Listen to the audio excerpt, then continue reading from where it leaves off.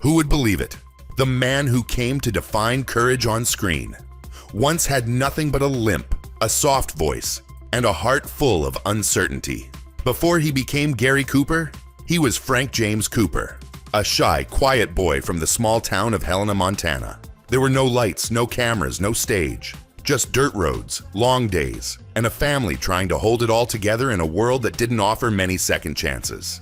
His parents were English immigrants, his father, a stern judge. His mother, educated and proper, hoped to raise her sons with grace and ambition. But life didn't feel graceful for young Frank. At 15, a terrible car accident shattered his hip. The injury stayed with him forever. His walk changed, his pace slowed, but deeper than the pain in his bones was the ache in his spirit, the constant feeling that he didn't quite belong anywhere. He wasn't the brightest student or the loudest voice. He faded into the background unnoticed. After college, he drifted through odd jobs, selling ads, sketching cartoons, herding cattle. Acting wasn't even a dream yet, just survival. Then, almost by accident, he followed a friend to Hollywood. There, he started out as a film extra. He was paid pennies to appear in the background. No lines, no credit, no recognition, just long days under the sun, and longer nights wondering if he'd made a mistake.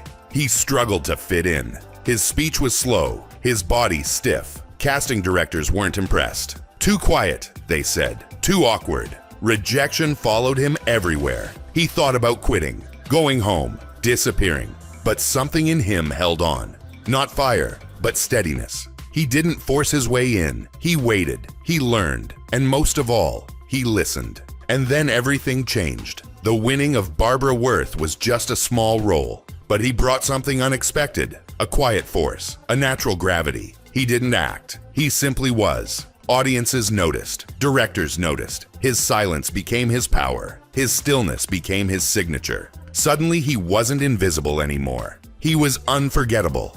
With each film, his presence grew. Mr. Deeds Goes to Town, Sergeant York, High Noon. These weren't just roles, they were statements. He became the man who stood tall, even when alone. The man who didn't need noise to command attention. His characters had depth, patience, honor, and so did he. Even with fame, Cooper never lost himself. He remained humble, private, wounded, yet wise. He carried his past like a quiet shadow, never flaunting it, but never forgetting it either. And that's what made him real.